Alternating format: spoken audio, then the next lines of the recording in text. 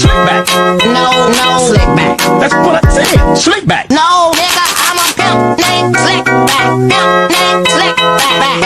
Pimp named Slick back. Nigga, are you deaf? I'm a pimp named Slick. Yang pertama adalah pengertian ilmu kalam. Secara bahasa, ilmu kalam adalah ilmu yang membahas masalah ketuhanan atau ketauhidan dengan Tuhan sebagai fokus atau sentral bahasanya. Konsep ilmu kalam juga mencakup penggunaan argumentasi rasional untuk membela akidah-akidah iman dan menolak golongan bid'ah yang menyimpang dari akidah. Yang kedua, nama lain ilmu kalam dan pengertiannya. Nama lain ilmu kalam yang pertama adalah usuluddin, karena ilmu ini membahas pokok-pokok agama atau usuluddin. Yang kedua, ilmu tauhid, karena ilmu ini membahas keesaan Allah Subhanahu wa Ta'ala. Di dalamnya dikaji pula tentang asma atau nama-nama dan af'al atau perbuatan-perbuatan Allah yang wajib, mustahil, dan jaiz. Juga sifat yang wajib, mustahil, dan jaiz bagi Rasulnya. Yang ketiga ada al-fiqh al-akbar, merupakan istilah bagi Abu Hanifah dalam memberikan nama ilmu ini. Menurut persepsinya, bukan Islam yang dikenal dengan istilah fiqh al-akbar. Di dalamnya dibahas tentang hal-hal yang berkaitan istilah keyakinan atau pokok-pokok agama atau ilmu tauhid. Fiqh al-asghar membahas tentang hal-hal yang berkaitan dengan masalah muamalah, bukan pokok-pokok agama tetapi cabang. Dan yang terakhir, teologi Islam merupakan istilah lain dari ilmu kalam, berasal dari bahasa Inggris teologi. William L. Rees mendefinisikan dengan discourse or reason concerning God, atau diskusi atau pemikiran tentang Tuhan. Yang ketiga adalah peristiwa terbunuhnya Utsman bin Affan dan penyebabnya.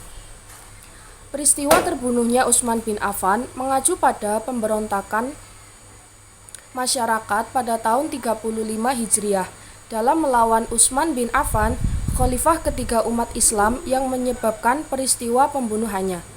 Awal pemberontakan muncul dari rakyat Mesir sehingga tanggapan atas pemecahan Amr bin As dan jabatan gubernur Mesir dan pengangkatan Abdullah bin Abi Sa'd sebagai penggantinya. Tentu saja, cara Utsman memerintah adalah mempercayakan posisi penting pemerintahan kepada kerabatnya Bani Umayyah, serta memberikan bagian dasar dari harta Bait al-Mal kepada mereka, menyebabkan ketidakpuasan dan protes di kalangan masyarakat, khususnya para sahabat Nabi Shallallahu Alaihi Wasallam. Para pemrotes dari Mesir pergi ke Madinah untuk melakukan unjuk rasa, dan dengan perantara Iman Ali, Utsman berkomitmen untuk mereformasi banyak hal yang berguna bagi masyarakat Mesir. Ketika kembali ke Mesir, mereka menemukan surat Utsman memerintah untuk membunuh dan memenjarakan mereka. Oleh karena itu, mereka kembali lagi ke Madinah dan memenjarakan mereka. Menurut pengunduran diri Utsman dari kursi kekhalifahan, tetapi Utsman tidak menyetujui pemerintahan mereka. Mereka mengepung rumah Utsman dan setelah 40 hari pengepungan dia dibunuh, pada jasad dihalangi untuk dimakamkan di perkuburan kaum muslimin. Pembunuhan Utsman menyebabkan dimulainya konflik internal dari perang saudara di antara umat Islam, seperti berkorbannya lagi konflik antara Bani Hashim dan Bani Umayyah. Begitu juga Aisyah, Tolah, dan Zubair yang memulai perang Jamal melawan Iman Ali dengan dalih menuntut darah Utsman. Oleh karena itu, peristiwa ini dianggap sebagai awal dari fitnah di dalam dunia Islam. Adapun penyebab terbunuhnya Khalifah Utsman bin Affan, yang pertama yaitu laporan Asy Syahrastani dalam Ali Minalwa An-Nihal. Yang kedua, laporan Ali Baladuri dalam Ansab al-Syarat. Dan yang ketiga, laporan Al-Maqdisi dalam Al-Ba'ud at-Tarikh.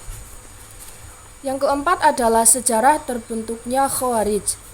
Khawarij secara terminologi merupakan suatu kelompok pengikut Sayyidina Ali bin Abi Thalib, namun keluar meninggalkan barisan karena tidak setuju dengan arti base antara Ali dengan Muawiyah perihal persengketaan kepemimpinan pada 37 Hijriah atau 657 Masehi ketika Perang Siffin. Pada masa pemimpinan Rasulullah Shallallahu Alaihi Wasallam, Abu Bakar dan umat kaum muslimin masih bersatu padu. Baru pada akhirnya masa kepemimpinan Utsman, kaum muslimin mulai terpecah-pecah, ditandai munculnya golongan Syiah. Perpecahan kaum muslimin menjadi semakin parah pada masa kekhalifahan Ali bin Abi Thalib. Setelah keluar dari barisan pendukung Khalifah Ali, kaum Khawarij yang berjumlah sekitar 12.000 orang bertolak ke desa Harur di Hufah, Irak. Di desa itu, mereka kemudian membangun pemerintahan sendiri untuk melawan pemerintah Khalifah Ali bin Abi Thalib. Adapun pemimpin kaum Khawarij adalah orang yang bernama Abdullah bin Wabah ar-Rasyid. Di Harur, kaum Khawarij berkembang dan memiliki ideologi serta melakukan praktik pemikiran keagamaan sendiri. Mereka memiliki doktrin-doktrin pokok yang sifatnya terlalu radikal, anarkis yang memusuhi semua pihak dan tidak mau diatur. Pada akhirnya, aliran ini mengalami perkembangan, yaitu terpecah menjadi subsekte yang kecil-kecil karena perbedaan pandangan terhadap suatu masalah. Yang kelima adalah pemahaman yang dianut oleh golongan Al-Jahamiyah. Golongan Al-Jahamiyah memiliki pemahaman yang berbeda-beda dalam beberapa aspek. Mereka berkeyakinan bahwa iman adalah mengenal Allah dan Rasul-Nya serta segala sesuatu yang datang dari Allah saja. Dalam pemikiran teologi Islam, Al-Jahamiyah dipandang sebagai golongan yang ekstrim dan dipimpin oleh Jaham ibn Safwan. Pemahaman yang dianut oleh golongan Al-Jahamiyah ini menunjukkan pandangan mereka terhadap konsep iman dan Islam.